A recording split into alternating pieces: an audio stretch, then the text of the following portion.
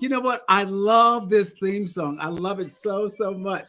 Hey, welcome. Happy Saturday afternoon to you all. It is a freezing cold day here in New York City. It snowed last night. So it's pretty amazing. So that's it.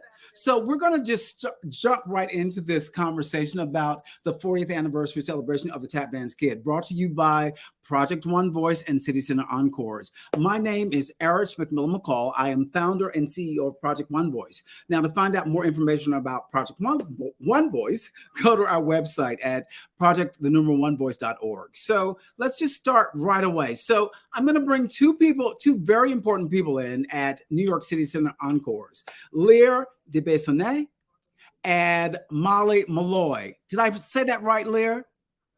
You did. Hello, everyone. I'm so delighted to be here. What an honor. Wow. And Molly, welcome. Thank you. This is so exciting. A few days before this performance to celebrate 40th anniversary when we only have 7 performances of it. So it just feels like the timing couldn't be better. It could not be any better. Listen, I've had such a wonderful time getting reacquainted with this entire cast. It's an extraordinary lineup. And let's just start with a little background information about this City Center Encore season. And Lear, this is your inaugural season, right? That is right. I'm the new artistic director of Encores, and the Tap Dance Kid is the show that I have chosen to open my tenure, to open this season, and also to bring us back from the pandemic. This is our first performance in almost 2 years, first musical theater performance. So there's so much at stake here. For those who don't know Encores, I'll just say a little bit about the series. Encores is a Tony Award-winning series at City Center that revives Broadway musicals. And really, we exist to celebrate what the American musical is, its history, and all of the glorious work that has come before that still informs the work that's happening today in such a vibrant way. And the shows we're doing this season, so we're opening with Tap Dance Kid. Could not be more proud and happy, and I'm just so honored to connect with you all who are, you are the reason that this is possible. The imprint of what you did is still being felt so deeply. And we have, a company of 60 artists right now, or actually probably a little bit more, and crew and designers and everyone who's coming together to realize it. So Tap Dance Kid is the first show, and then we are doing Billy Porter is adapting and directing The Life. That's our second show, and then I am directing Into the Woods as our third show. And Into the Woods has a community component, and we have a really lovely cast for that show as well. So Tap Dance Kid, I should say a couple of other things about the creative team, the beautiful team that's come together. Kenny Leon is directing, and Jared Grimes is the choreographer, and Lydia Diamond has done a concert adaptation for the book, which is typical for us at Encores. We think of what we do as sort of a staged concert plus asterisk, because for those who will come to see it, you'll see there's a ton of tap dancing in this show, so it's hardly standing there at music stands. But the actors put the whole thing together. They have less than 2 weeks of rehearsal, so it's really gathering, Broadway talent that is at that kind of Olympic athlete level of musical theater performance, where they can come in and do it, and it's just incredible. Wow. Thank you for that. I told you earlier, these are 3 of my all-time favorite shows. I love that you said that. They're mine too, of course. So I love the fact that you've curated this. This is for me, this is like a dream come true. So let's get to some more business with Molly Malloy, who is VP of Marketing and Communications for New York City Center Encores, New York City Center. So Molly, tell us about how we get tickets and all the great information about the entire season. Well, I certainly just want to give a shout out to the cast, because as we have been advertising and promoting the first encores of the year, there's so much love for the tap dance that has come out the Tap Dance Kid that has come out in social media, where folks are remembering the chills you brought them the first time around and the power of the story. So I just, I'm excited for a whole new generation to see it, but also so many who saw you want to come back and experience the joy of the Tap Dance Kid again. So we have a special code that I put in the chat that is NYCC TAP, which gets mezzanine seats, which are typically $75 for $42.50. So trying to make it as accessible to everyone as possible. And if you weren't in New York, we'd love you to spread the word on social media and give us a shout out, because I know that, as Lear said, the artists are working so hard to turn this around. Again, we've just got 7 performances running from February 2nd on Wednesday through Sunday. And then there's 2 matinees on Saturday and Sunday. Wow. So look, I've got my tickets. I'm ready. I'm going to see all 3 of them. I cannot wait. So thank you both for joining us on this snowy day in New York City. Is there lots of snow where you guys are? I think we have 12 inches. I'm in Manhattan. I think we have 12. Wow. And Lear, where are you? I'm in Brooklyn, and the it's still coming down out here. It's still going. So wow. I love the fact that we're in 3 separate boroughs. I'm in the Bronx. You're in Molly, you're in Manhattan, and Lear, you're in Brooklyn. I mean, we just holding it down. We just need Staten Island and Queens, and we've got the entire all 5 boroughs. It's true. So thank you both for joining us. Thank you. Jump right into this exciting conversation. Have a great one. Thank you guys for joining us. Thank you so much, Eric. Sure. Bye-bye. Oh, wow. I just can't wait. So the cast is waiting backstage to come on to talk to all things Tap Dance Kid. I'm just so excited about this. Can you tell that I'm really, really excited about this? So Omar, before we begin, we'd like to refresh some of their memories with a little blast from the past. So Omar, if you will.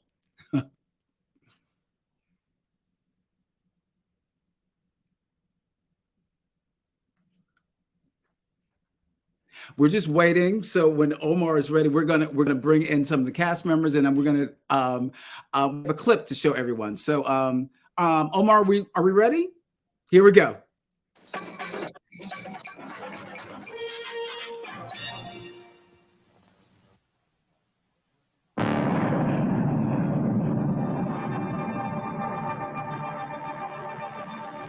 Broadway musicals have been nominated for the 1984 Tony Award.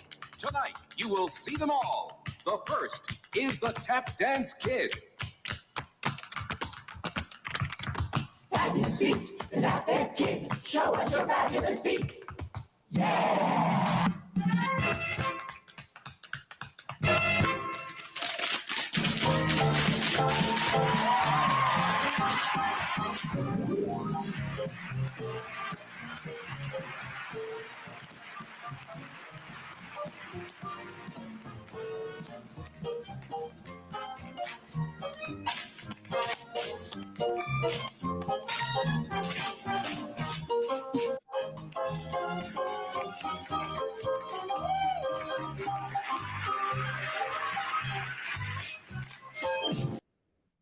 Wow. You know what? I was in Birmingham, Alabama. I was watching this as a kid, the 1984 Tony Awards, and that was my first introduction to Tap Dance Kids. I was completely mesmerized by Hinton Battle. I idolized him. So it's a extreme pleasure for me to be able to bring this cast together. So Omar, can we bring in Gail Nelson? Can we bring in Hinton Battle and Leah Bass? Can we bring in Jimmy Tate? Can we bring in Martine Allard? Hey, welcome. Hi. Hey. It's so great to see all of you. Wait a minute. Do you realize it's been 40 years? 40 years. I realized. She said the same thing. She's like, yeah, I realized. So I realized. So 40 years. So I just had my 51st birthday, everybody. Oh, you're the No, baby still. you cannot be 51. Do not tell me that. Jimmy, how old are you? No, that's not possible. We're not ma'am. telling ages. We're not telling ages. Only to the kids. We're just all mature people now. I say Body season. weight. I say season, Gail. I say season. Okay, you can do that. So Hinton, tell me, what was it like watching that, almost 40 years later? Watching that clip from the Tony Awards. Were you able to see it? I mean, it's thrilling to see, and I'm so glad it's preserved. That people can take a look at it. 40 years ago, what we were doing, and how ahead of time we were with what we were doing and what we were trying to achieve with the show.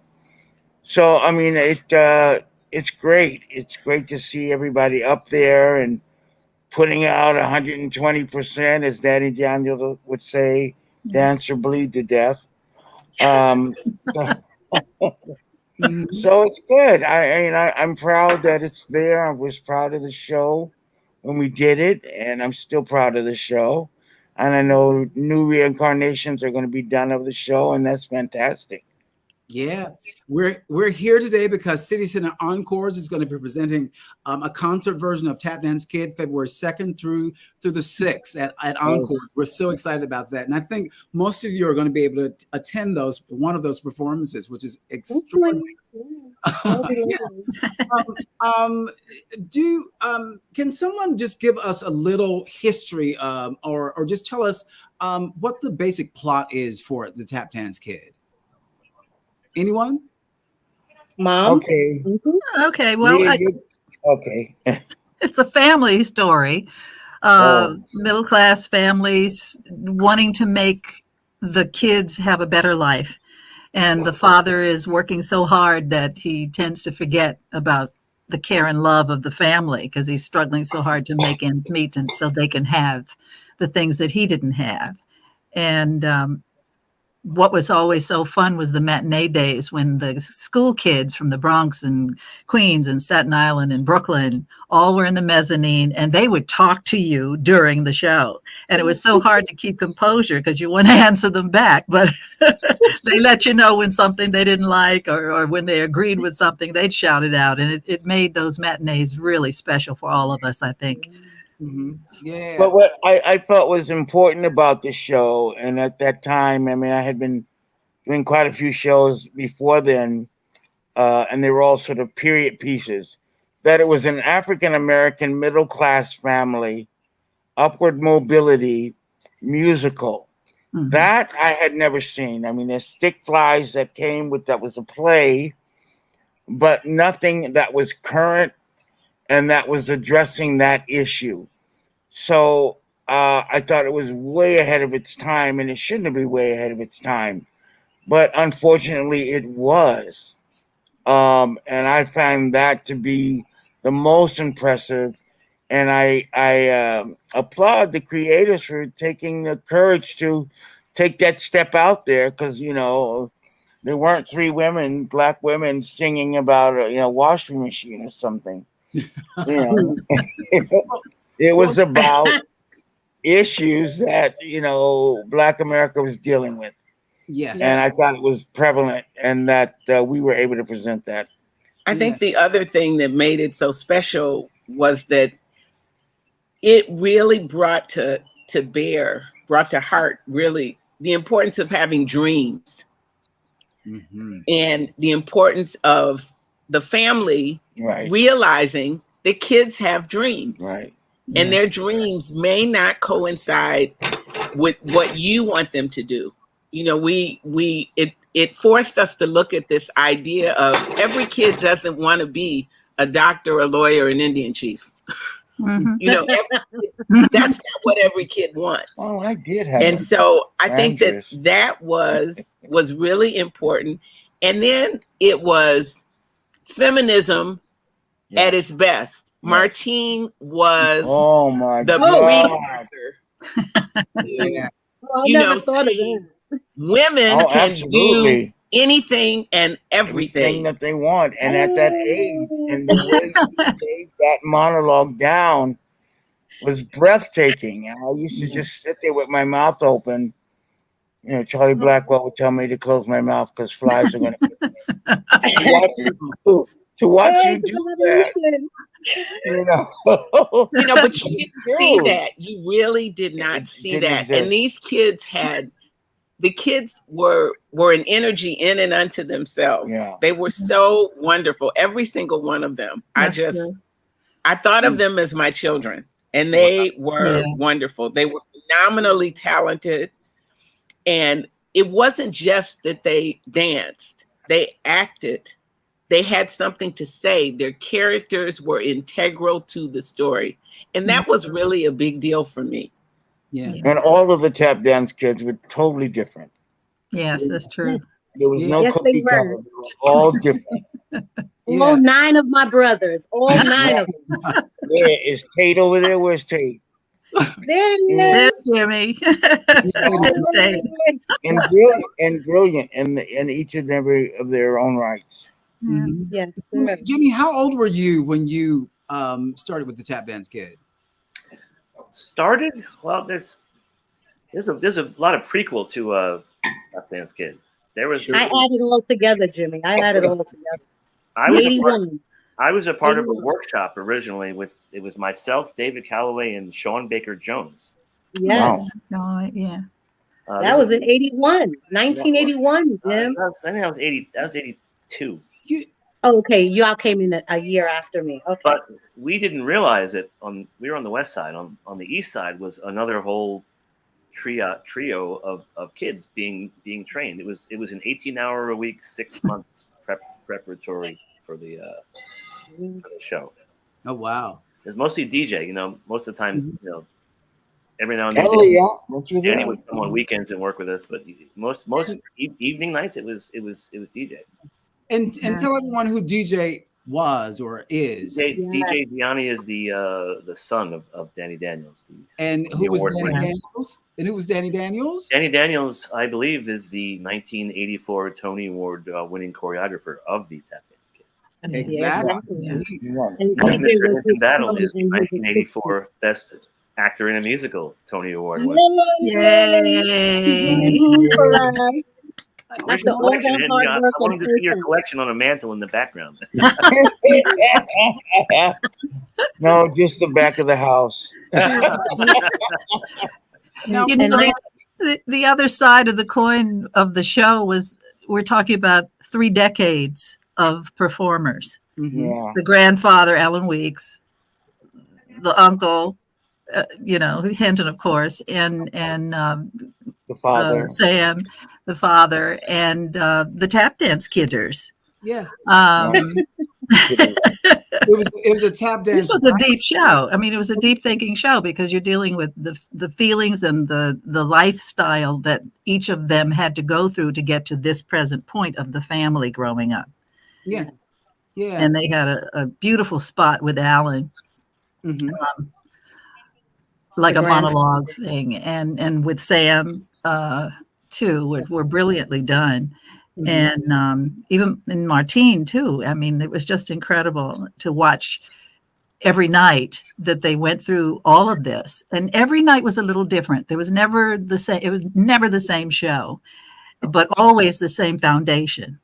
And I think we all went through a lot of emotions. I know Martine and I, when we sat on the bed, when Sam did his monologue, we were crying. We were holding each other so tight to keep not from sobbing loudly and losing our composure completely. Exactly. It was really hard to do that. That was hard.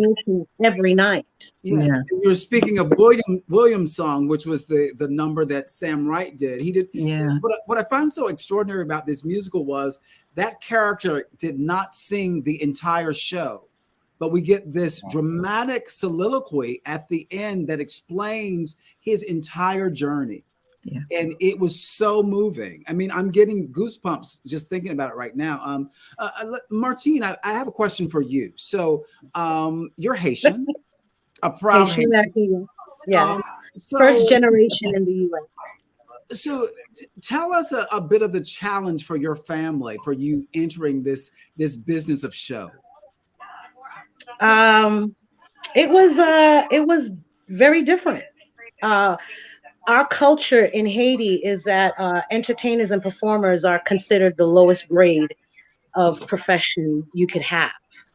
So when my family was told in its entirety that I was going to be on Broadway, they were like, "You gonna let her be a prostitute in the United States? We worked so hard, you know." But that is Wow. the mentality. That is was the mentality. So it wasn't quite respected so much. My parents had to, just like the adults in the cast had to protest and fight for the existence of the show to be on Broadway, because they did. We would not have lasted that long if it wasn't for the muscle of the adults in the show that said, you know what, we're not going to let this show close on a technicality or on a whim. This is meaningful and monumental. And they got the churches and the schools and everyone involved. Well, my parents, they had their own, just kind of rallying around everybody. No, this is a quality thing. No, we're not letting her go into prostitution. No, we're not. That kind of thing. But later on, it was accepted and supported. Wow. Also, I mean, Tap Dance Kid had a rough time in the beginning. Yes, sir. And I remember the closing notice went up, and we were at Wasn't it like after 3 weeks or something? Broadway.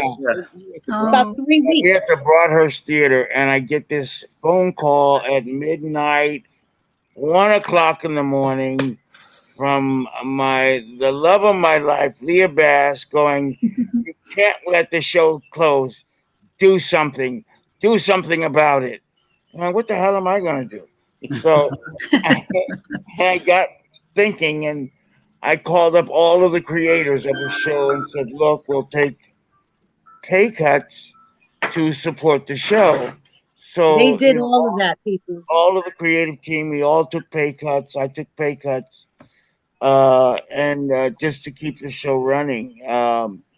Not to interject, Hinton, excuse me, but where in this industry of theater have you ever heard of any top liners taking a pay cut to keep a show alive? This is the first time hearing it. So yeah. I am learning. I was a part, we are all a part of monumental, very special people.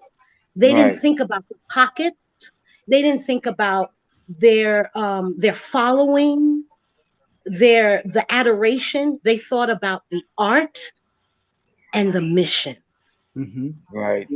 Thank you, Hinton. Thank you, Leah. Thank you, Gail. Well, look, you're talking about that amazing creative team. Why don't we bring Henry Krieger into this conversation? Hello. Henry. Hi. Hey, Henry. How are you? My glasses on. Hold on. Hi there, Henry. Henry, you did it again. You did it again musically. I mean, in 1981, we had Dreamgirls. Now here we come to 1983. We have the Tap Dance Kid. Music is extraordinary. Tell us, how did this whole idea of turning a Louise Fitzhugh's novel into a play, how did that come about? You're muted.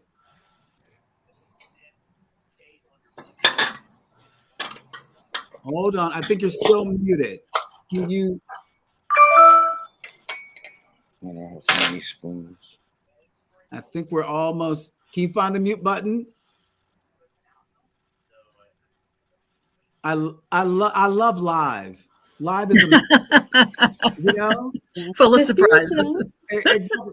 So while we're waiting on Henry, can you guys just expand a little bit more about the fact that the show was about to close, and you took a salary cut. So how was that able to ensure that the momentum of the show went on? Oh, I'm here now. Oh, fantastic, fantastic. So we were wondering, how did the idea of turning this novel by Louise Fitzhugh into a musical, how did it come to be? Yeah, I was approached by producer Evelyn Barron, and she asked me to go out with her for like a drink, and maybe we had appetizers. I don't know. And it was a snowy night. At Barrymore's, probably that was her favorite place. What, honey? At Barrymore's, I'm sure, because it was her favorite place. One of them. I think you're right. And it was snowing that night. I remember very hard, but it was snug bug in a rug because of that. And we hit it off very nicely right away. I thought she was very warm and definitely on a mission. She wanted this to happen. So I learned about Nobody's Family is Going to Change, which was the basis of the Tap Dance Kid. And I was intrigued by it. And because I had been involved as a writer of Dreamgirls, which was a very personal look at performers, African-American performers, a very strong family story also. So when I was approached to do this story, this family story, I immediately was on board. And my writing partner, Robert Lorick, and I started writing songs. Wow. And there were Charles Blackwell. Oh, Charlie Blackwell did a great job with it. Yeah. The director and the rest of us had some mountains and valleys.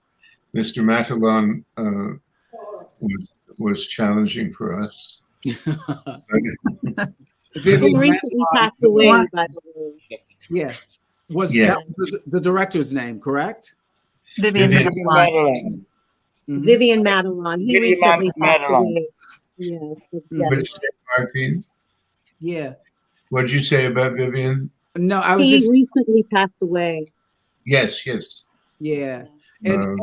And I just want you guys to know, you guys are so familiar with all these names. I'm just trying to clarify for the people who don't. You say them so casually because they're a part of your family. So I want people to know who these people are. So you mentioned Charles Blackwell.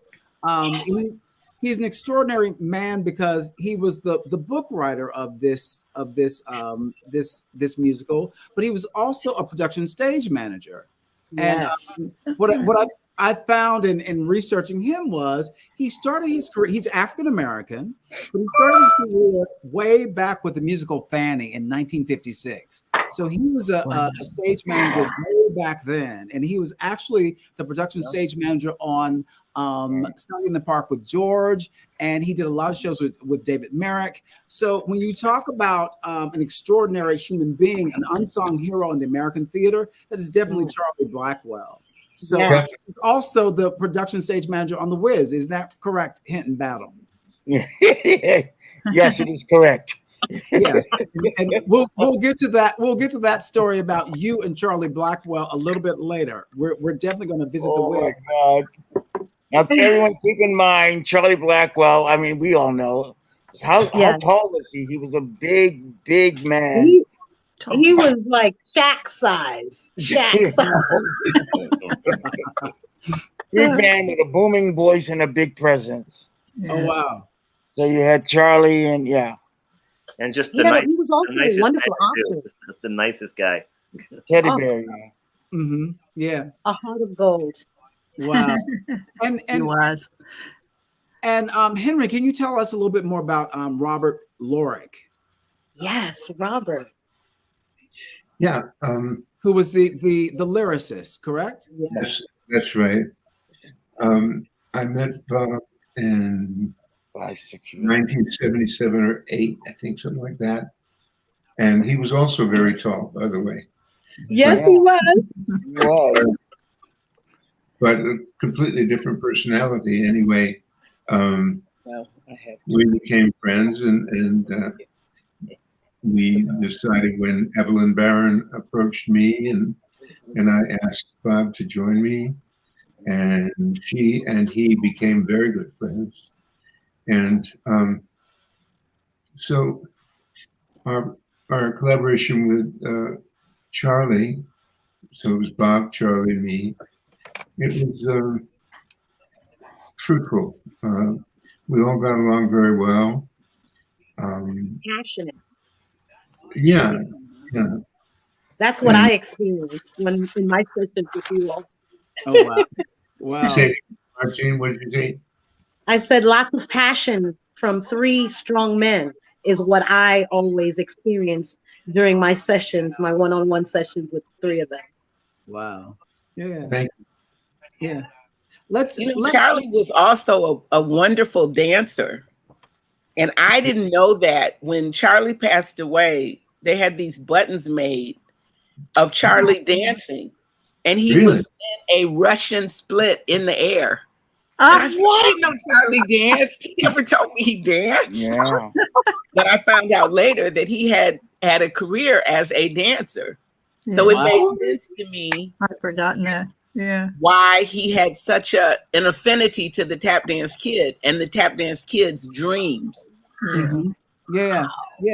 You know, I was a dear friend of mine, Ken Hansen. We were talking about Charlie, Mr. Blackwell, and he was just saying he was such an important figure during his tenure, because again, there weren't that many Black stage managers, and especially Black production stage managers, and that's something we talk about a lot today. But again, paying homage to the people that came before. And Charlie Blackwell is certainly a name that we never ever want to forget. So that's true. So I'd like to bring in another person to this party. I'd like to bring in another tap dance kid, Dule Hill. Hey, Dule. What's happening? What's happening? Henry, Kate, Martine. What's up, Rockstar? Hey, what's up, son? So good to see you all. Look at that. We were just talking this week, and now we're seeing each other face to face. I know. Wow. You see? I just wish I had a big trash can that I could just like throw you into real quick. Hey, those trash can tossers did you good. I hope. For people that don't know what we're talking about, I used to take all three of them when they were behaving badly and throw them in the trash. Yes, I don't remember that. Trash can. Jimmy, did you make it in the trash? Jimmy, no, Jimmy wasn't always so naughty though. No, Jimmy kind of stayed away from the trash can and me. He was smart. It was the other three that challenged Houston all the time. Savion, and there was, what was the other? David. And Hassan. Hassan. Oh my gosh. I found an insert in the playbill the day that Hassan went on. At this performance, the role of Willie, usually played by Savion Glover, would be played by Hassan Tatum. Oh, wow. God bless you. If I could get a copy of that, Gail, of course, I will send it to Pooh, because that would be that is just amazing. Yay. Wow. Gail, can you tell us a story about Hassan? Really? Oh, is this the one? I do think that we should share. I mean, he's an integral part of this journey, and I would love to keep his name alive. I want to be sure it was the right boy. Oh yeah, Hassan. Yeah. Oh yeah. Okay. That's my brother. His parents were sending him to college, and they sent him to the bodega to get something one evening, and a drive-by. Wow. And that was the end of his life. But the dreams that he had, I mean, and what they wanted for him is so sad and tragic, and is still happening today. But we'll always remember him because he was the greatest kid, and he was a quick learner. He was so warm and so sharing. And all the kids would come to my dressing room, and we'd have this clutch. I just want to show you when I left the tap dance Oh, kid, I got a signed pair of red shoes from the entire cast. And Oh, wow. right here is my Hassan. God. Good luck. baby. oh, that's wow. wonderful. Yeah. Oh, wow. I have to insert. I had the And I got you right on the big toe, Hinton. Oh, Look Right at on the that. take it off. It'll be worth more. Oh, that's a great You memento. know what? I got Dule, say you got though, something? I'm not home right now, but I had to have my tap dance kid boots, and I had Hassan's tap dance kid boots. Oh, whoa. He gave it to me when we were kids. 'Cause Yeah. me and Hassan were best friends even after the tap dance kid. Yeah. I just recently sent them to Sean Tatum, Pooh, he's our older brother. Oh, that's nice. They're still there. But Yeah. Hassan was a phenomenal young man, always a jokester.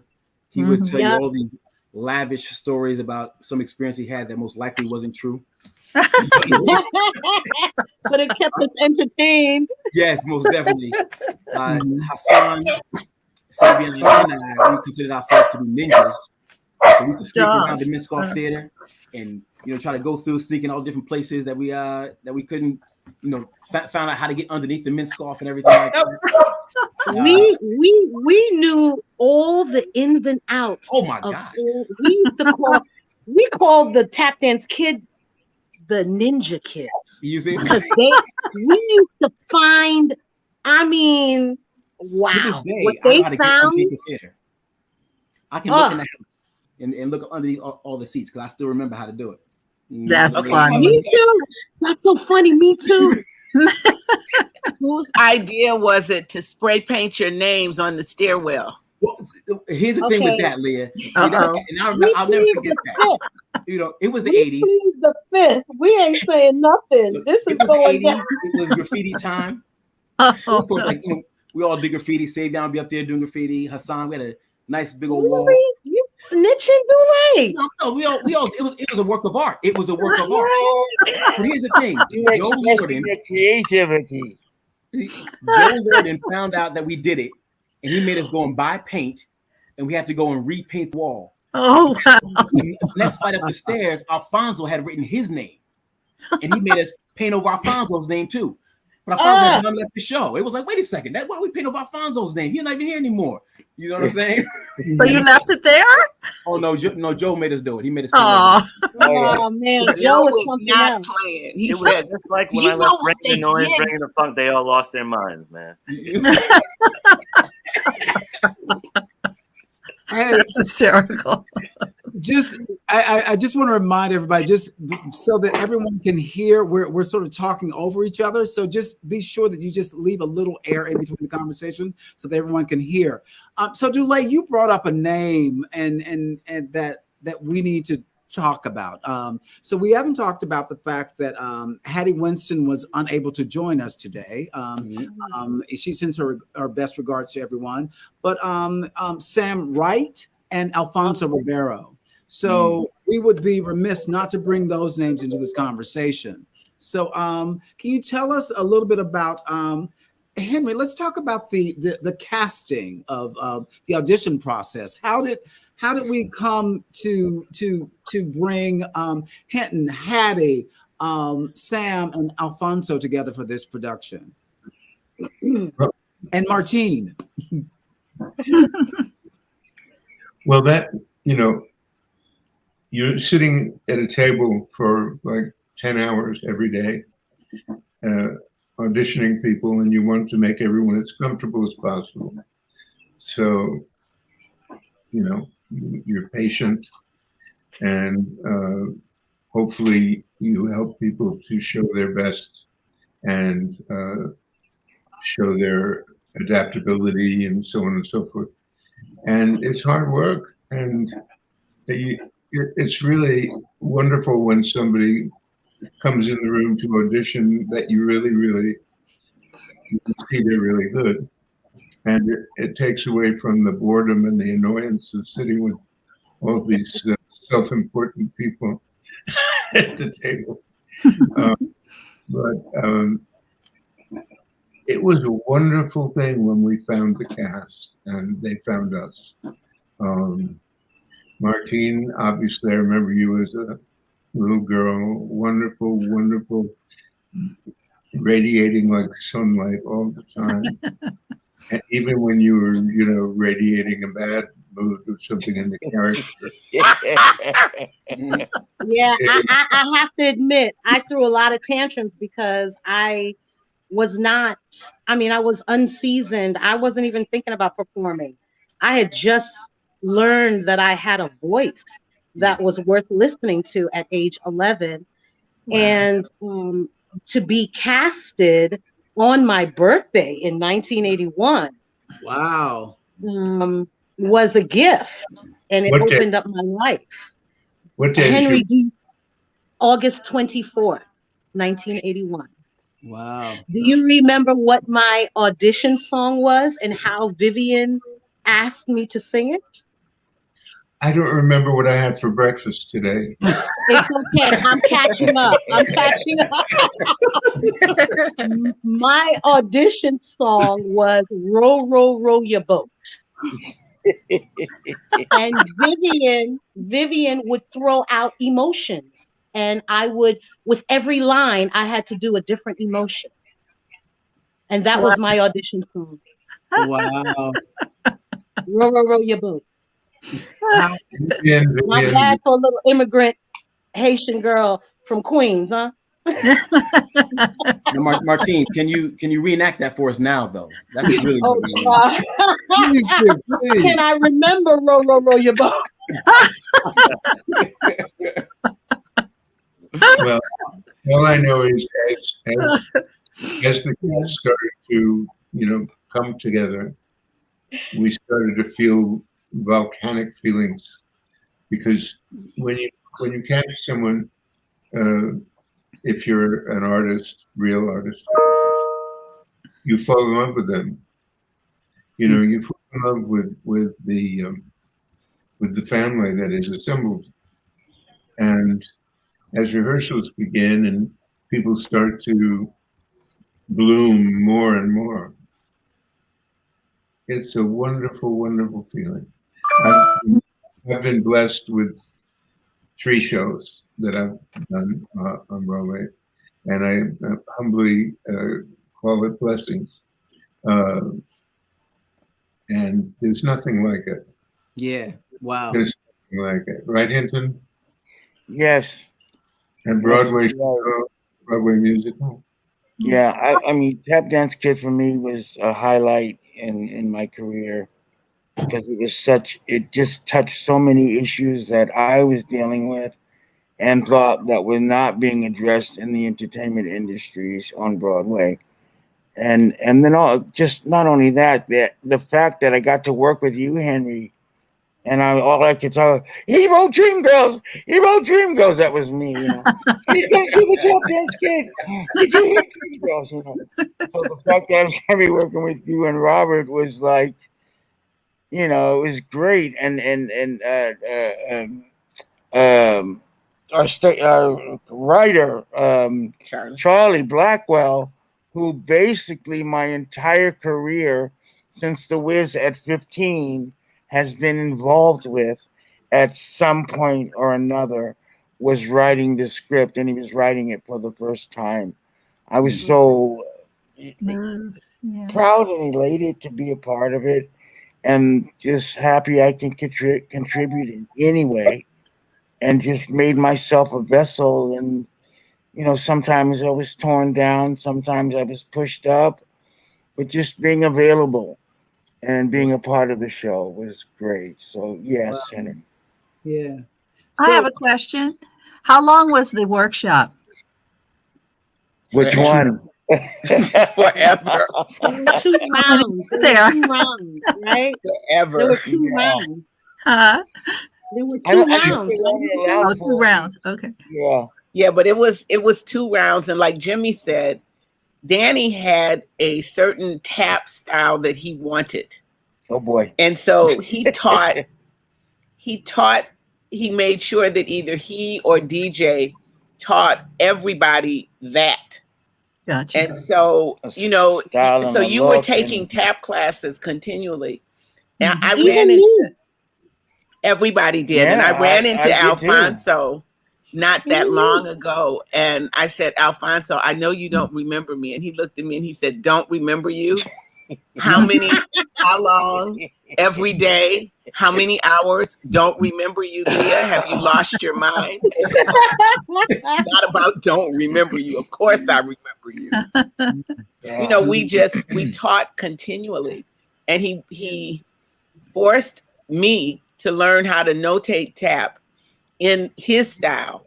Yeah. And so you had to write down every single tap, step, and count.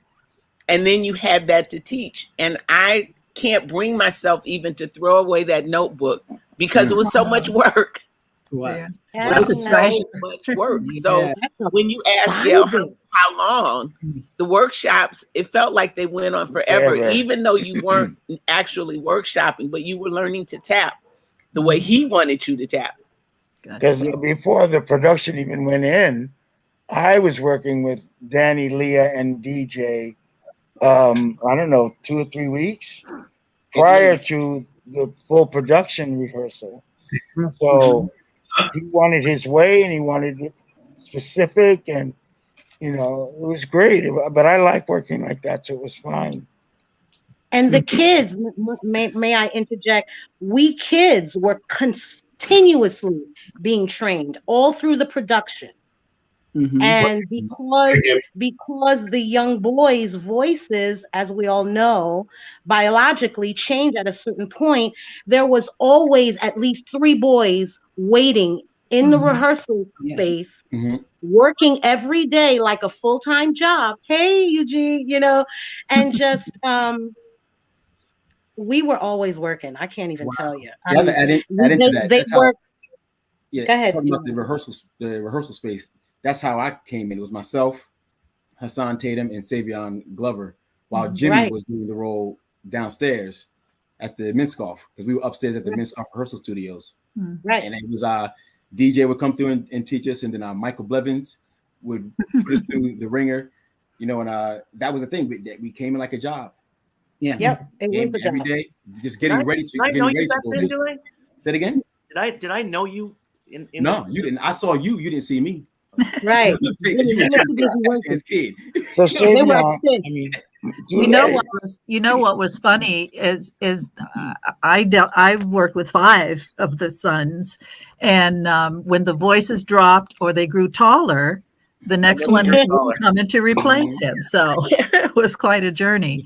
If I may interject, I just want to remind everyone the reason why we're here. The Tap Dance Kid is going to be at New York City Center, February 2nd through the 6th. So the crawl right below you in red, you can find out information for tickets. So go to nyccitycenter.org for tickets for the Tap Dance Kid. There's also a special code for you to get mezzanine seats for $42.50. They're regularly $75. So use the code to get those tickets. A special offer. We want to bring someone else in, but unfortunately StreamYard will only allow us to have 7 people on. So we're going to say goodbye to Jimmy Tate for just a second. Stay there, Jimmy Tate. Okay. So we're going to bring someone else in. I wanted to have a conversation about William and his journey. So we're bringing to the stage someone we all love, Ben Harney. Yeah. Oh my God! Angelic. What's up? Hi, Ben Harney, Tony Award winner, Ben Harney. I've been sitting backstage listening to y'all. Lord have mercy. In that angelic voice you have, Ben. I used to love to listen to you. Henson, you gave us a peek just now. You got a lovely little something going on there, brother. Well, you know, I'm old now.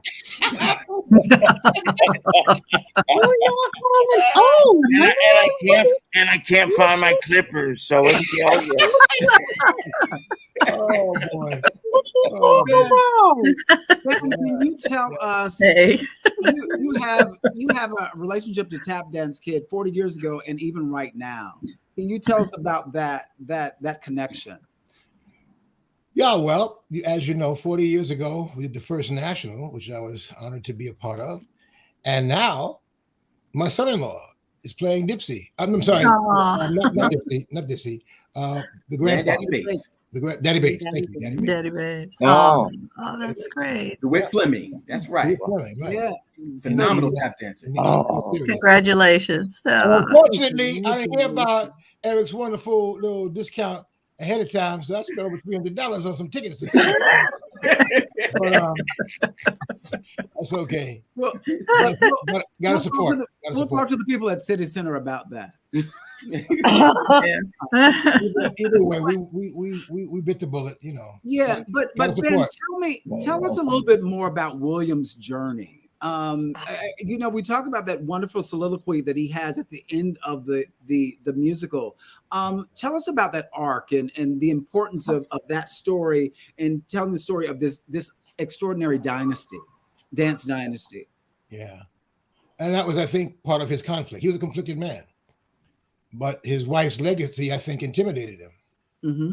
You know, so much so that he couldn't even see that his wonderful daughter was right there, you know, becoming the legal mind that he, you know, was trying to foist upon his son. He wanted his son to be, you know, the son, you know, and his daughter was there, brilliant and trying to please her father, but also having quite a brilliance herself, and his jealousy and his need to be large and in charge, I think, was blinding him to a lot of things. To the point where, whether he was, you know, of the same taste, musically or dance or artistically, as his other family members or not, he wasn't allowing. He couldn't allow for, you know, the possibilities of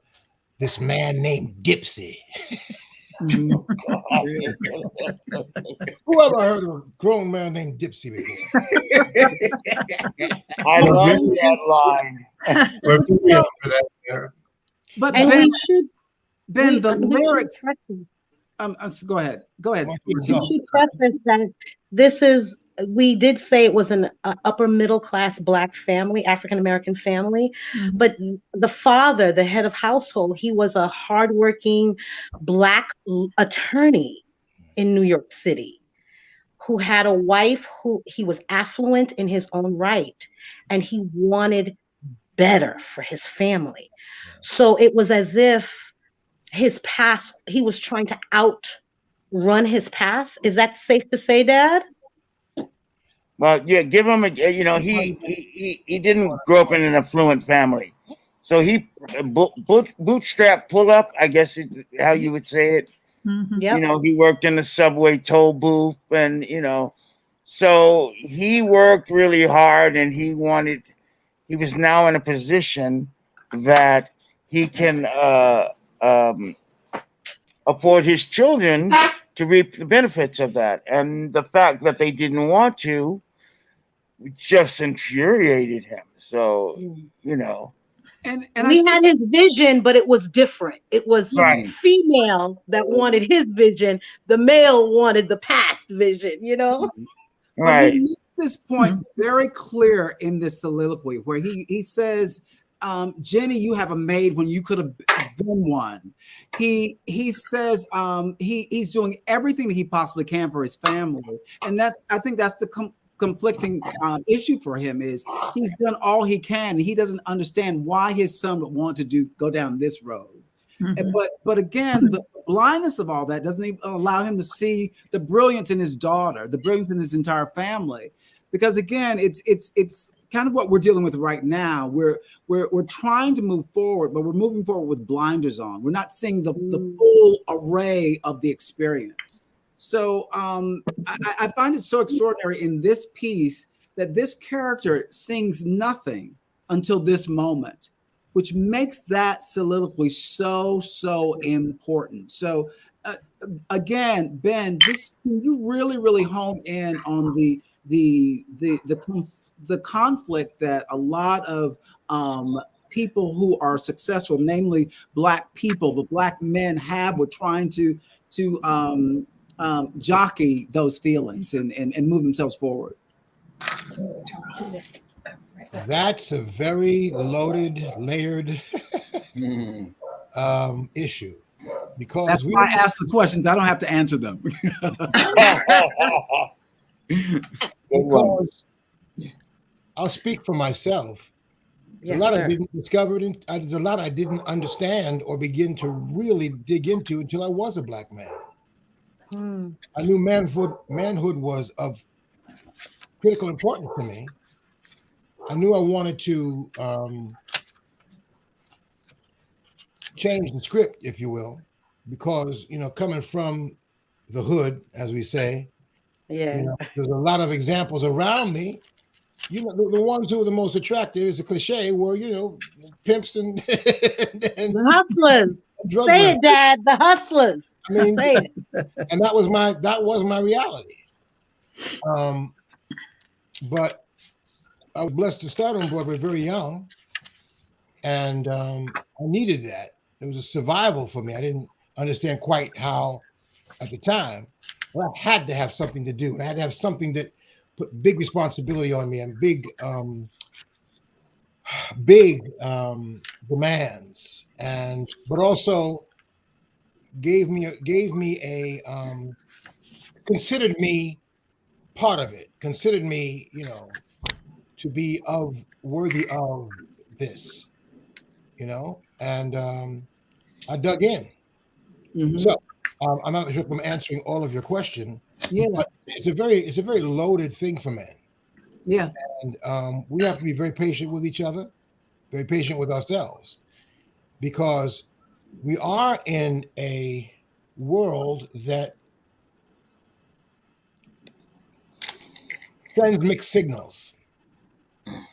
And though I have some dear white mentors, individual men who happen to be white, who saw me, trusted me, and said, "Go, take this, go." And I was, you know, astounded by the trust. There were systemic things and other things. I mean, you know, the rumor came out and was circulated. Hello. The Shuberts would never allow a Black face on any of their advertisements. Yeah, talking to them on a Zoom. Go on. That who wouldn't allow? The Shuberts. Okay. The Shuberts. And, you know, you try not to get caught up in too many things, but then it started me looking at all the stuff, you know,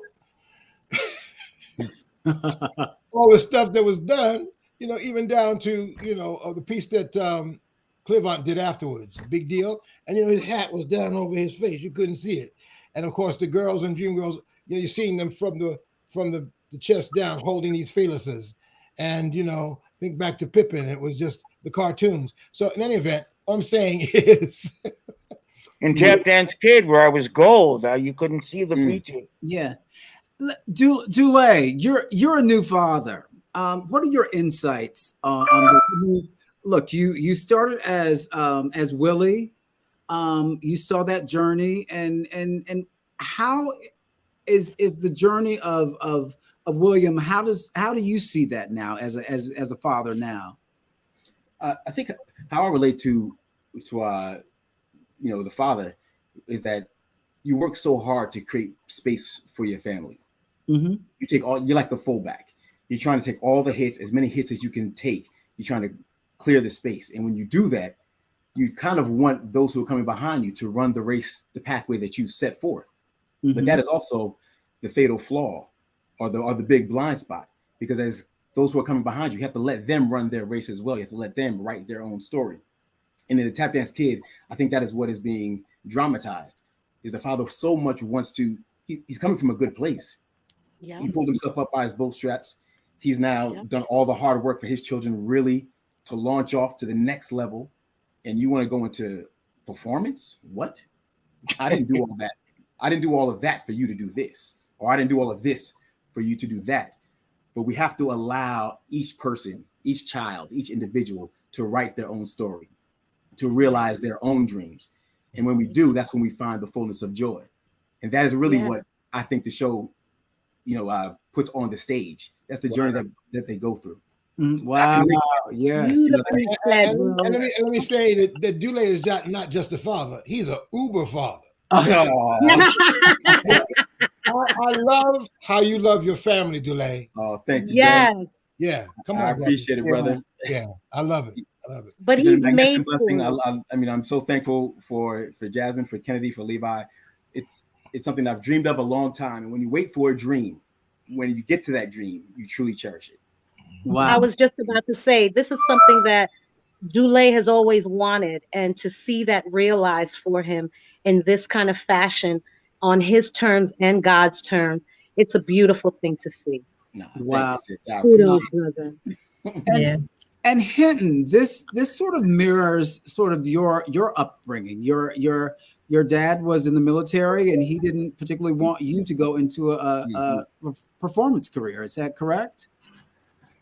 Yeah, he. I remember I was 15 on Broadway doing the Scarecrow and the Wiz, and my father came to see the show, and I didn't know, and not know we didn't have a really great relationship, and I got word that, oh, your father's here, he wants to come back, and I said, yeah, absolutely. And he came back, and man, a few words, military, 25 years, and he finally said to me, so now when are you going to get a real job? So that's where my father was. My mother, on the other hand, was very supportive and pushed and pushed and pushed. So we didn't have a great relationship. And I don't know whether it was because of the arts or just his whole military background. And a lot of men in the military didn't talk about past or the relationships or how they're feeling. They didn't talk about those things. And it never got clarified. So, I summed it up as to a man growing up in a time with racism at its best and trying to make a way for a family of 5 with a stay-at-home mom. So it was a lot of forgiving, and with my father on my side, that we didn't ever talk about. Yeah. But yeah, it was strainful. Yeah. Wow. Let's bring a couple more people into this conversation. Can we bring in Michael Blevins? Can we bring in Lloyd Colbreth? Hey everyone. Hey. And Omar, is it possible to bring back Henry? Fantastic. Hey. Hey. So we've got everybody, and Martine, we've got everybody. This is like the Brady Bunch, right? So Michael and Lloyd, tell us. Let's begin with Michael. Michael, can you tell us a little bit about your experience with the Tap Dance Kid? These wonder years. Wink, wink. Do like. Well, it was really one of the greatest experiences I ever had, and mostly I was really just in awe of all the people that were around me. And one of the most definitive memories that I have was when we did the first run through down there at 890, and I think the end of the second act, singing something, and it came to the little intermission time, and I was just like, oh my God, I think this is really good. This is, and the other Broadway shows that I had been involved with, despite having iconic people working on them, all bombed, and closed in 3 days and ran for months. And I was like, oh my God, this is really good. This is really good. So that's just what I remember, and thinking that all the people, in the show, Martine and the boys and Hinton, I was just like, he's a freak of nature. Who does all that? I really was. He was insane. And then, the boys were all great, and Martine, everyone, Sam, Hattie, everyone was wonderful. And Henry was really fun to work with, and I felt like he was very kind of involved with the whole cast. I'm on a Zoom. You would sit behind me sometimes in the music rehearsals, and you would sort of do the orchestration. You'd be like, ooh, wee, ooh, making these little fun musical noises while we were singing the numbers. And I loved that. You were sitting behind me doing it. I thought that was great. That was really fun. Wow. Big of it. Lloyd, what your memories? I'm sorry? Lloyd? Oh. Lloyd, your memories of Tap Dance Kid. He's muted. It was an interesting process. So politically correct. It was an And interesting. can we say what they did, what their roles were in Tap Dance Kid as well? Please do. Michael. Well, I danced in an ensemble, and I had the role of Winslow, which was this kind of bully that would come in and beat up the kid. And I remember I had two scenes in the beginning of the show, one in the first act, one in the second act. And Vivian came to me and he said, now this has nothing to do with you. You're doing a wonderful job and everything, but we feel like the second scene is kind of, unnecessary. It's just sort of a repeat of the first scene that you're doing. So we're cutting it, but it doesn't have anything to do with it. Oh my Lord, if it makes the show run and stay open so that I have a job, cut them both. I don't care. I'm going to show that runs longer than a month. You know what I mean? So it was all good. It was just, everything was really, I loved the Tap Dance Kid. I thought it was, I was in the workshop as well. And that was a real experience. And because we were involved with that, we got a cut of the show for a while, I think. I used to get checks and stuff long after I had left the show for being involved in the workshop, and it was great. And Leah was sort of running the show. She really was helping everybody out and doing so. Yeah. I remember that. She was always the go-to person, no matter what the problem was or what was going on. She was a real blessing to have. I want to say quickly, Michael is also the person who created the phrase, "Stop being so dramatic." Oh. Exactly. Yes. So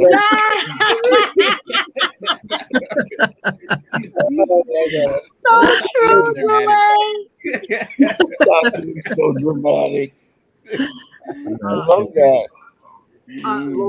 Lloyd?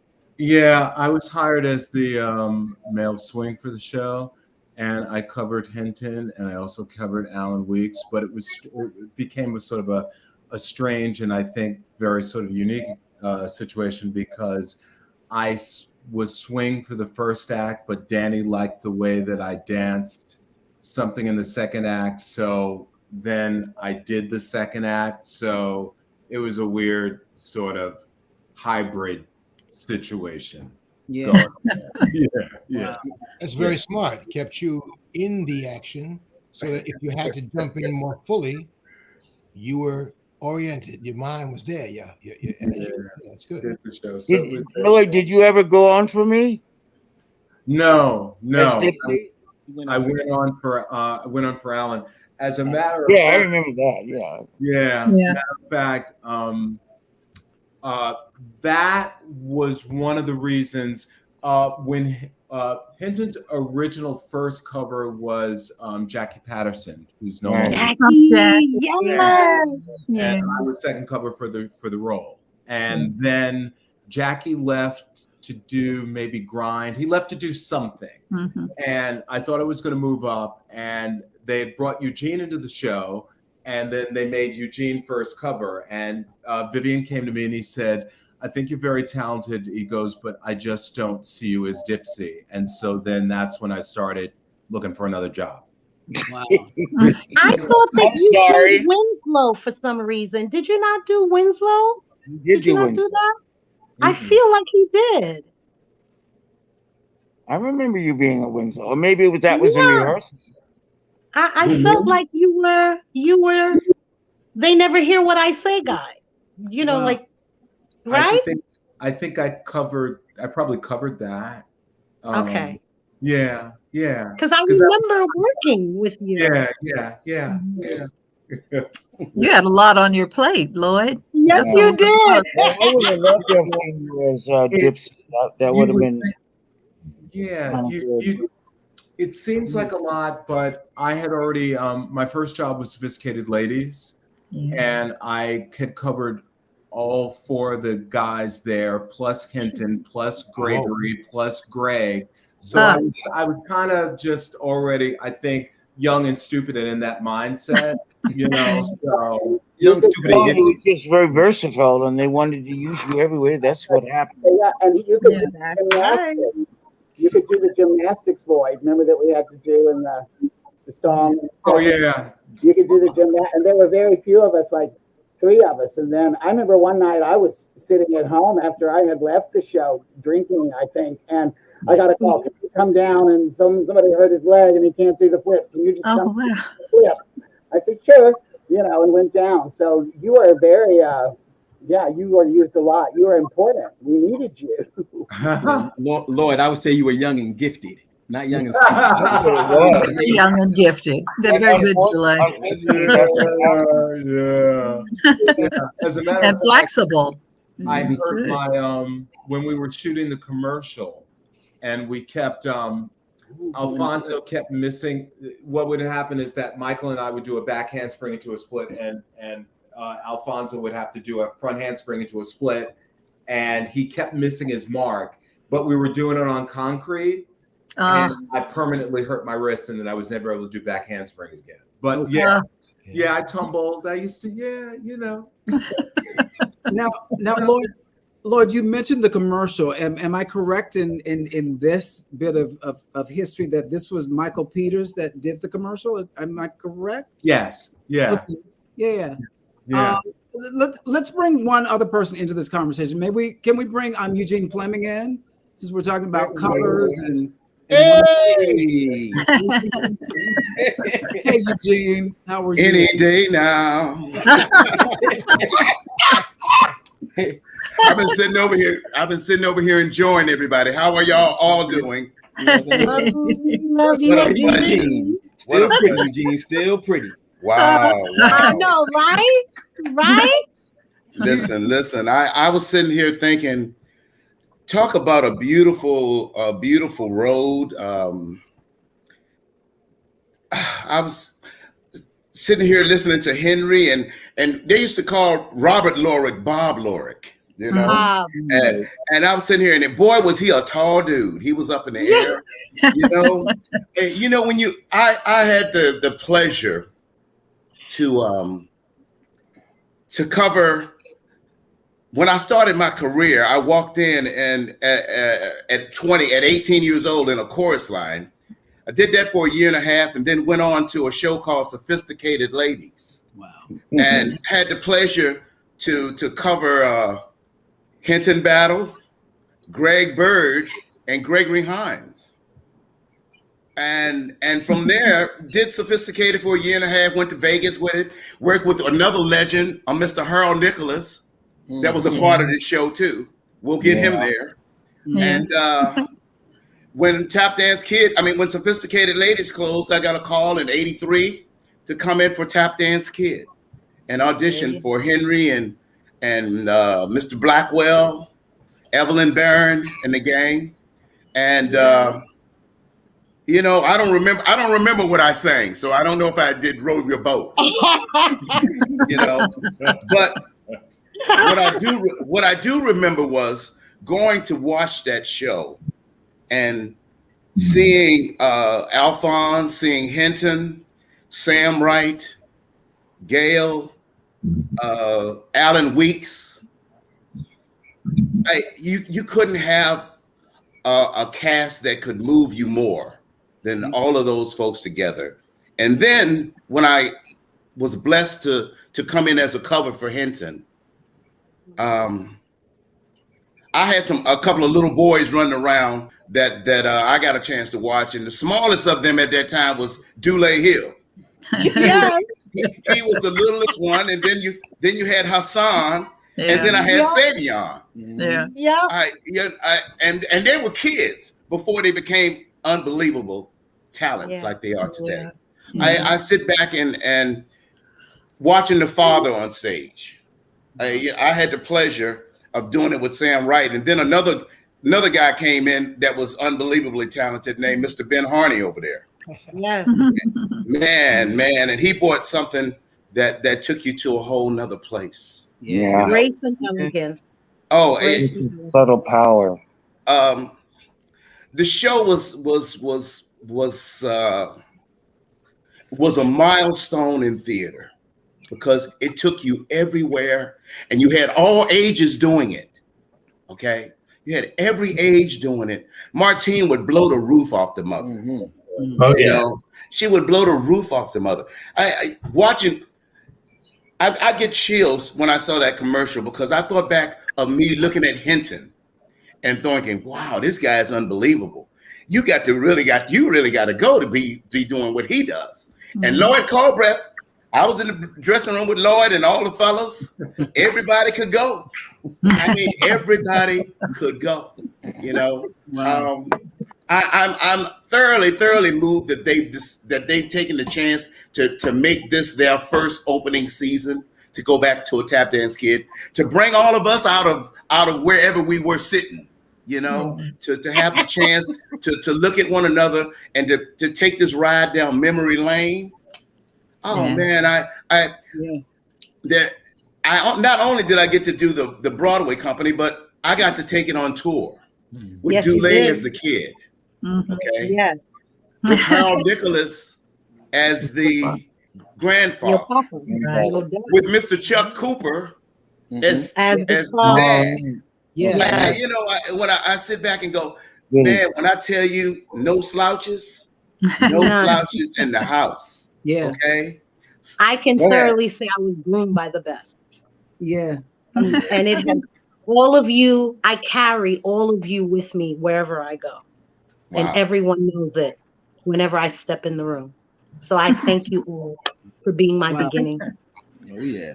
The show had I'm still such a in feeling. Eugene. I'm still trying to do it. The I can't. cast of we felt like we were going out to attack this audience. I always had that feeling that we were a power of one and we were going to obliviate this audience and make them love us. Yes. And I'll never forget that feeling. And it wasn't a spoken thing, but I could feel it all the time. From the Willies to the Martins to everybody that hit that stage, they were going to obliviate. And you know, it was a great feeling to be part of that. There was the last number of the first act, The Man in the Moon. Come on, man. How many times does an older tap dancer get to tell a young kid to believe in himself and you can do anything? Yeah. You know? But and even beyond that, a young black man speaking to an older black man. There you speaking go. to a younger black man. Yes, sir. About these issues and There such you go. tender. You know, it just went on so many levels, the show, and I can't say enough about it. Oh. Yeah. Well, Eugene, you brought up a few names. I just wanted to clarify. You brought up Alan Weeks. Yes. You brought up Harold Nicholas. Can you tell us who these amazing dancers were? Well, well, if you want to go back in time, all you have to do is click the Nicholas Brothers. Go to YouTube and click the Nicholas Brothers. Hit Stormy Weather if you want to see one of the best dances you'll ever see in history that was shot in one take. Yeah. Okay. There was nothing that these guys couldn't do. Okay. They were what we looked up to, you know, and still do. And still do. I mean, today, as I sit back and think, and these guys didn't study ballet, and they just did all kinds of flips and crazy stuff. Okay, we at least had the chance to go in and learn to get some lines and all that stuff. They had a beautiful finesse that was just untouchable. They live in a zone by themselves. Nobody's going to ever touch that. You know, Mr. Alan Weeks was an unbelievable performer. Go ahead. Just want to jump in with the whole Alan Weeks thing. Because, Please. Alan, in addition to having done so many shows and been in the business for so long, and being such a great performer and a great dancer, he was such a generous person. Yes. I worked 3 or 4 shows with Alan, and the last one being with Bob Fosse, and I covered Alan in the show. And the interesting thing about that is that Alan would make sure every day of rehearsal that he would come back and let me know what was being done in rehearsals with his role, because he wanted me to do so well when I covered him. And I have to tell you, I've covered a lot of people in my day, and that's not happening all the time. He was quite a special individual, and very, very missed. I have to say, very missed. And also Alan and Winston Hemsley. Yeah. Hallelujah, Baby. Yeah. Yeah. And they toured together. And then following them were the Williams brothers. Yeah. Well, because of the Nicholas brothers. There you go. There's this history. There you go. And they all had successful careers. Rudy and Faruma. Yes. You know, it's funny when I came in, I did the auditions and they weren't ready to select. And so I went to Europe to do Bubbling Brown Sugar for a year. And when I came back, they asked me to stand by for Hattie. And Hattie and I had wanted to get together and catch up and socialize, because we had been in different careers and different time zones. And the day that I went to meet her, I went a little early on matinee day. And Joe, the stage manager, was hanging out the door. He said, "You're on." I said, "What?" He took me up the elevator around the back of the stage just in time to enter to do the last part of the second act. And from that day on, for those next 2 years, I was the mother. And when I went into the show, I learned the show in 2 weeks. And I remember Hattie Hattie was doing a club act couple nights on the East Side with Harold and Danny Holgate, my husband later. Yeah. And I went to see the show, and we loved the show. It was great. And Hattie said, "I know you're ready to go on." I said, "I'm ready, girl. Anytime you want to take a break, I'm ready." But I learned the show in 2 weeks. So I was ready to go. And watching the show was just such an exciting moment for me, because I was getting into the groove of all the characters, watching from the audience. And it's not the same when you're watching the show than being in it, of course, because you know all the details and all of the ins and outs and the moments. And so I never had time to do that. I was just in it. And everybody in the cast was so wonderful. We all got along so well. Hit and I were buddies, and the kids came into the dressing room to chat with me often. But everybody in the cast and the staff and the crew, they were just it was a love family. It was like a peaceful entity. Do you remember the Sunday brunches when that we would have before the show on Sunday? Yes. Yeah. And Joe would arrange them. They would bring in bagels. Somebody brought the bagels, yeah. Apple cider, and we would just have brunch before the show. That was pretty cool. That was nice. Remember that, Dule? Do I remember that particular the Sunday brunches with Joe Lorden? Oh, yeah. It was great. He hadn't come in? Oh, it was Jimmy. Yeah, no. I wanted to share something with you guys. Barbara Montgomery was the housekeeper, right? When I came in. Barbara Montgomery. This is a picture of Barbara Montgomery doing Macbeth. She was a wonderfully dramatic. Let me see if I can get it in there. You can get it in there. Oh, wow. Yes. Wow. Oh, wow. Wow. Isn't that beautiful? Yes, it's gorgeous. That's on my wall. That's on my wall here at the base. Well, we'd also be remiss if we didn't mention recently departed Ira Hawkins. Yes. Ira Hawkins. Yes. I had 2 husbands. It was Sam and Ira. Yeah. One And moment. 5 kids, 2 daughters. Yeah. Do you Well, mind you if I had another just kid because one- Ira was quite a handful. He was funny. Ira, maybe I that's know, what I had. I know. Ira. Yeah. Hey guys, do you mind if I jump in for one quick second? I have Barbara Montgomery on the phone. Oh, Oh, wow. One second, guys. One second before we're going to let Barbara come on and we're going to wrap this up. But one of the things I want you all to think about is we lost so many people during that time. So I'd love to bring up names of people that who are no longer with us, but we want to keep their names and their careers alive by speaking to them. So Barbara's on the phone and she loves that you had a photograph of her. And also I want to make sure, just so that we reference people properly. We want to explain who Harold Wheeler is and Danny Holgate. Oh, yes. So here's Barbara Montgomery. Barbara? Okay. Hey, Barbara. Hey, Miss Barbara. I spoke with Joe Lorden yesterday. Wow. Hey, Leah. I didn't Hey. hold the early conversation, but I want you all to stay safe. I'm sending you love, and it's good to hear the voices that I'm hearing now. Everybody just stay safe. We're glad you hear you. Hinton, she was saying hello to you. Oh, hey, Barbara, where are you? That's Hinton. East Coast, West Coast? She's she's in Harlem. All right. Be with me, y'all. I'll An reach out to you. undisclosed location. We're glad to hear your voice, Barbara. We love you. Barbara, they send their love. I'm gonna go back live. Okay.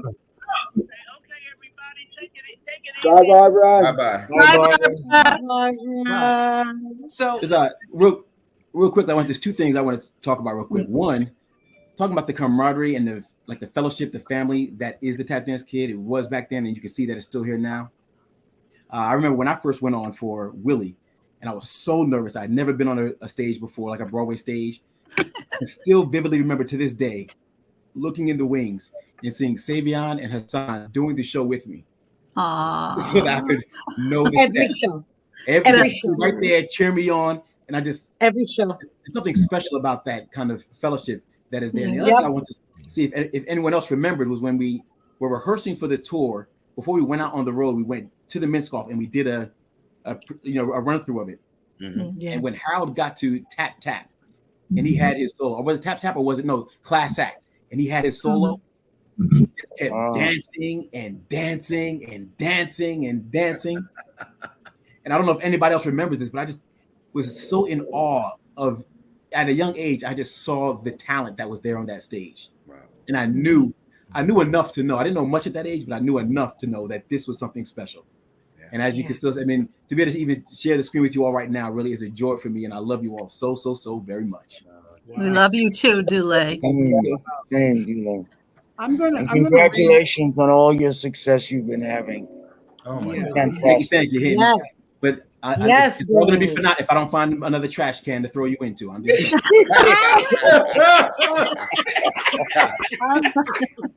I'm gonna. I didn't know, Dule. Okay. I didn't know you were doing the Tap Dance Kid show, so I'm so excited. I'm actually not. I'm not. It was a schedule conflict, so I will not be there. Yeah. Okay, but you will hear. So before we move on, we're going to wrap this up soon. There are 2 bits of business I'd like to do. I'd like to chat a little bit about Harold Wheeler and about Danny Holgate. Henry. Yes. Harold Wheeler. Harold Wheeler, genius. That's the first word. Yeah. And beautiful, kind person. Smart as a whip all the time. Oh, never a wasted word or a wasted musical thing. You know, when he came to I played down Dreamgirls for him, and it was a joy because I could see he was drinking it in. He was tape recording it, of course, but then he would show me on the piano how he was going to orchestrated basically. And I never had a complaint. He was always so good and so wonderful. Yeah. And there were people that I worked with that occasionally, not often, I would have a complaint about. Yeah. But never him. Yeah. And just one more thing about Danny. Do you all remember the way he would say, "Shake it up and make it look like something"? Yeah. I can see it. Anyway, Harold, I absolutely love and adore him. He has done every show that I've done since Dreamgirl. Yeah. Anyway, And Harold, he has a career that spans all the way back to the mid 70s. I mean, Promises. I mean, he's had an extraordinary career. So and he also did Dreamgirls as well. I had a great conversation with Yolande Segovia, and she said that his orchestrations, it was just a joy to conduct those and for the musicians to play those orchestrations that Harold Wheeler put together for Dreamgirls. So, Gail, can you tell us a little bit about Danny Holgate? A little bit. I had just finished doing a show called Music. And cabaret was beginning to be very big in the city. And my friends said, Gail, you ought to put your club act together. And I said, well, who should I see? And they said, Danny Holgate. And so when I went to meet Danny, he had an associate in his studio, Sammy Benskin. And I worked with Sammy until Danny came back from Chicago doing Don't Bother Me, I Can't Cope with Nell Carter. And that name, Nell Carter. Now, yeah. And so a friend of mine was opening a club called the Bushes of Central Park West on 73rd. And the owner asked me to open the room. And so Sammy couldn't do it. So I asked Danny, and he said, of course. And I think that was the year that they were working on pre-Broadway Bubbling Brown Sugar. Wow. So he went with me to the club to look at the club, and he said, you need a band. I said, well, my show closed so fast that I don't have enough for a band. He said, don't worry about it. We'll deal with that later. I came back into the room. I had piano, bass, drums, and guitar. We did the week and had a great time. And but there's a funny story. The last night, the late show, the 11 o'clock show, I ended with Nancy Wilson's Tonight Was the Greatest Performance of My Life. And before I could get through that, the screw in the drummer's seat fell out and the drummer went straight to the floor. The music went all over the room and everybody's howling. And I'm coming out these one-liners I thought I never had. And it took 5 tries. I was determined to get through this song. Tonight was the greatest performance of my life. And I'll never forget that night. And but Danny was a wonderful arranger. He loved working with singers and dancers. And everything he wrote was something that was stable, that was unique, that was long-lasting. And you could pull out something 15 years later, and it was just perfect. He was the stable one with all the shows. He was the calm one when everybody got crazy and they'd all come to Danny because he just stayed calm.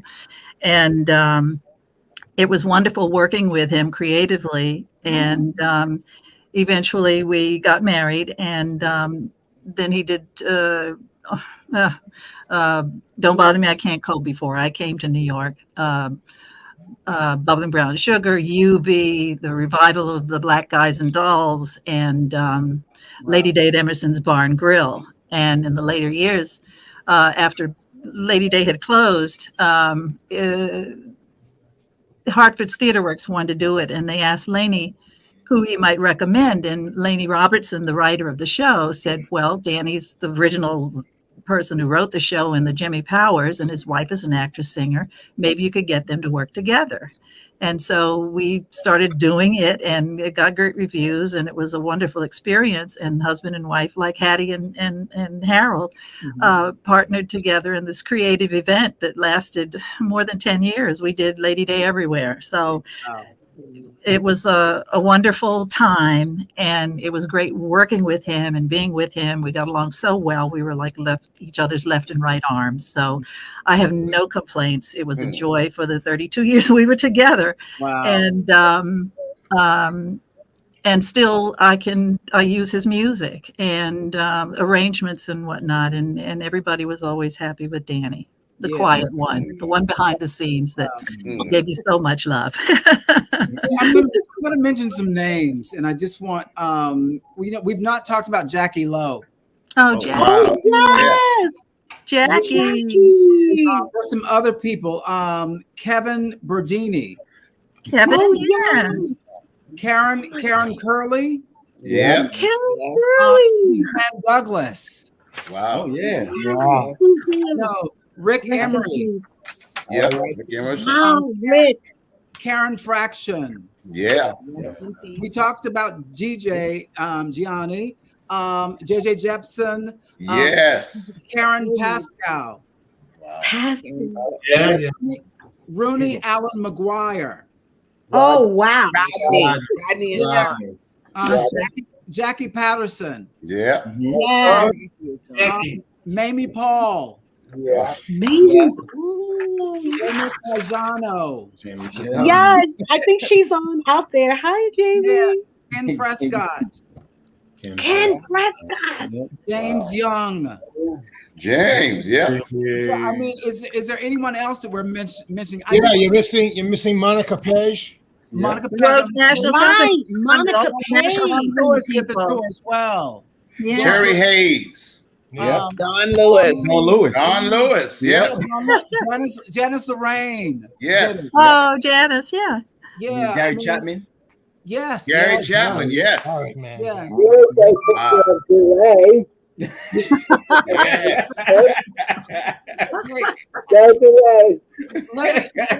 The same size head. It's a bigger body. I'm so sorry to wrap all this up, but I want to remind everyone the reason why we're here. So City Center Encores is presenting Tap Dance Kid February 2nd through 6th. So you can get tickets for this show by going to nycitycenter.org for Tap Dance Kid. There's special discounts for you there. So go to that website to get tickets for Tap Dance Kid and for the rest of the season, which also includes The Life and Into the Woods. I want to thank all of you for giving me the time of my entire life. I want you to realize that you all were talking about shows that framed the person that I became. When you talk about the Dream Girls, when you talk about Sophisticated Ladies, when you talk about a Tap Dance Kid, when you talk about Don't Bother Me, I Can't Cope, A Chorus Line, these were the shows that formed my theatrical journey. So I thank you all for your time, for your creativity, for your brilliance. I thank you for all that you brought to this business of show. And I don't want to say goodbye to any of you, but we have to have this end. So I thank you all for this moment. And just final thoughts. I just want to find out what everyone's doing. Dule, let's start with you. Well, before I do have to say, if we talk about the Tap Dance Kid, and we should mention the Tap Dance Kids. Yes, please do. All 9 of them. Can you remember? Yeah, we have David Chapman. No, David Calloway. David Glover. Hassan Tatum, Tariq Winston. Yes. Danny Wooten. Yes, Danny. Damon Hines.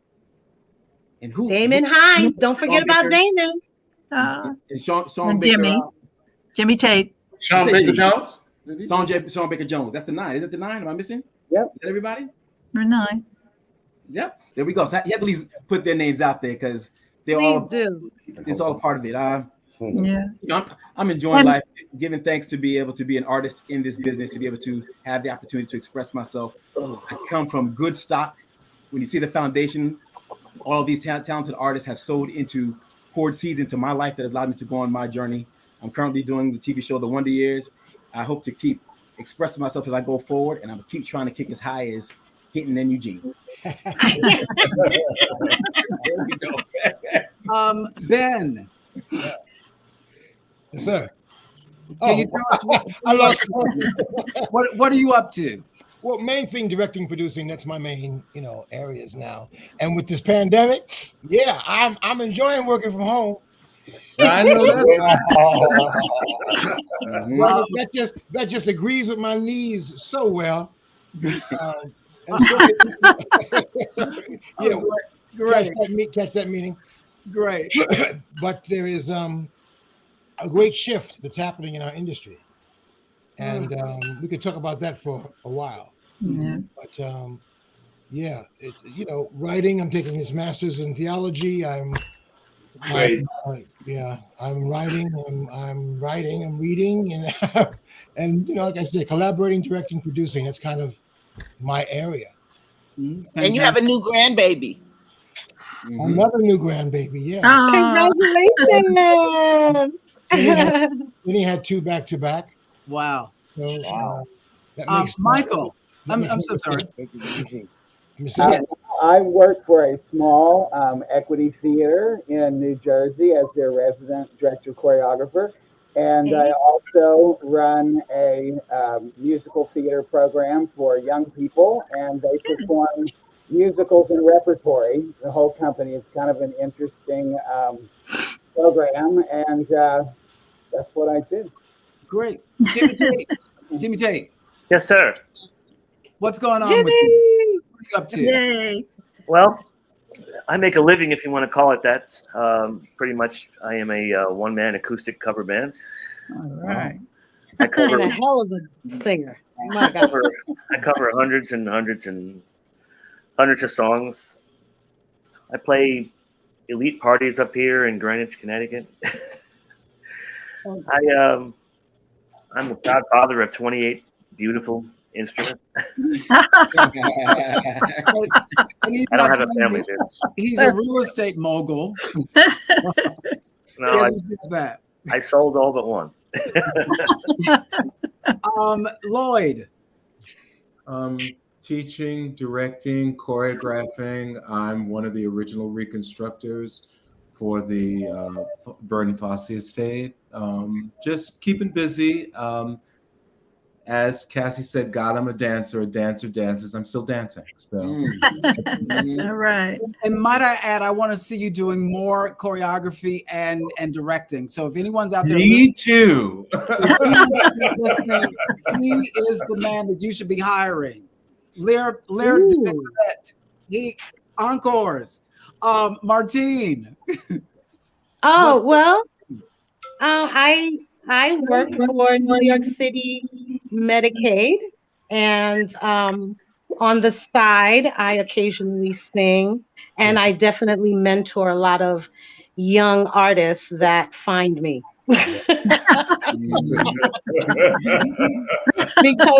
because I am unfindable. So they must really want me when you can find me, i.e. Mr. Man. Henry. Yes, sir. What's going on with you? What are you writing? I'm not writing at the moment, to be honest, and I wish I would. But I'm very happy. I've been with the same person, a wonderful man named Robert Joy, for like 27 years. Oh, wow. All right. I'm very happy. I read, but waiting for the next thing. But I'm So Henry Lloyd, I'm gonna need a theme song and a director for my one-woman show. So I'll be calling you. Gail. Yes. Hi. We're still working on two projects. Danny Holgate was accepted into the National Afro-American Historical Museum in Washington, D.C., and it's called the Danny Holgate Wish List.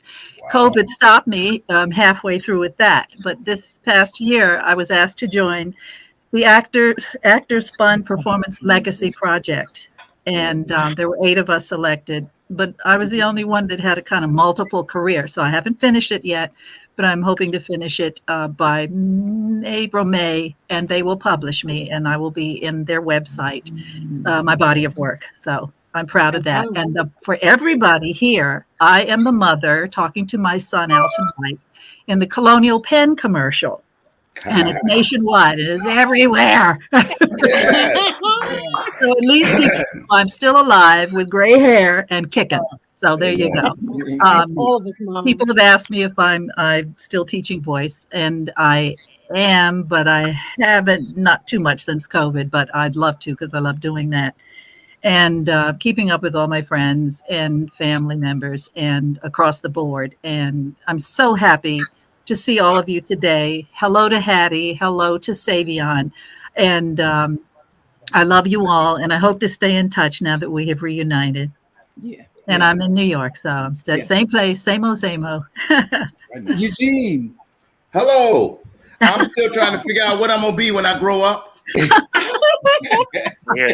And outside of that, I'm still jumping around doing stuff here and there, a little directing. I sing occasionally, you know. I play a little ping pong when I can, and you know, I'm just grateful to be present and accounted for.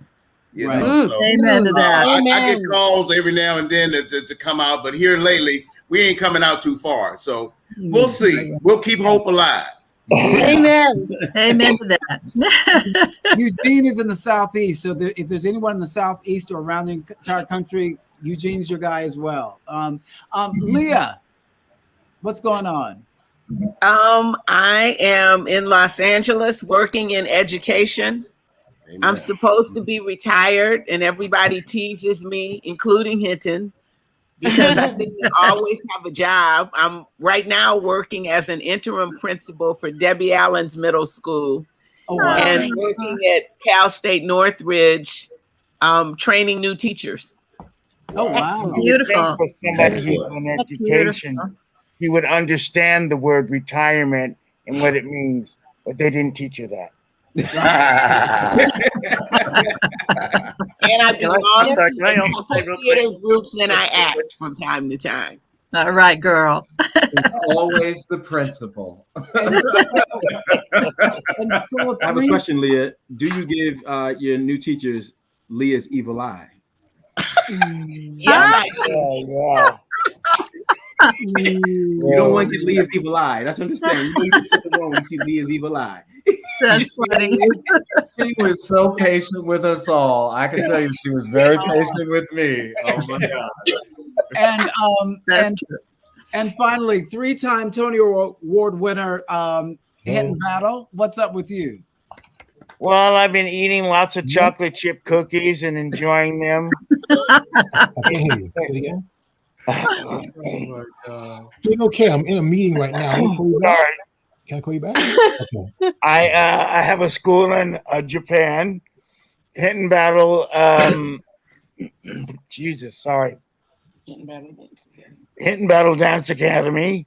That we've been in 4 years, or fourth, for the 5th year, and we groom dancers, Japanese dancers, to become not only singers, actors, dancers, gymnasts. In improv, these are all the courses that they can take and prepare them to go out into the field in Japan and do Broadway shows or whatever they want to do. Unfortunately, this pandemic has really slowed things down. Yeah. I am writing now, which has been a lot of fun and a new career for me. So that's been really interesting. And taking time of this pandemic, taking advantage of this time that the pandemic gives you. And that's it. Yeah. That's a lot, Hinton, and that's great. No, that's not it. What he didn't tell you was he's been honored by Microsoft as one of the African American change makers. And they have a virtual museum, and he's featured in the virtual museum along with a whole bunch of other historical Black folks. Right now. Yes. Kudos, Hinton. Kudos, Hinton. Thank you. That's great. So it was very exciting to receive that phone call and email when they did call. So Wow. yeah, check it out. It starts in February, right? Starts in February. Beautiful. Hey, Erish, thank you so much for pulling this all together. This was fantastic. Yeah. Great job, Eric. On short time, short notice. Yeah. This was my extreme pleasure. I want to leave you with one of my favorite quotes. Hold on. Of course, I'm okay. We live as long as the last person who remembers us. And that to me is just so important right now, because what Encores has done, it's keeping the memory of Tap Dance Kid alive. There's so many people that reached out to me telling me that the Tap Dance Kid was their first Broadway show. And they think of all of you with such praise, such esteem, such love. And just know that what you did 40 years ago is still making an impact in this world. So I thank you for your generosity, your talents, your ingenuity, and for everything that makes each and every single one of you who you are. So that's it. So thank you all. Thank you all. Have a lovely, lovely afternoon. Okay. Thank you, Eric. Take it Love easy. you, everybody. Take care and stay safe. All right. Thank you for making this happen. Excellent. Omar, keep me on.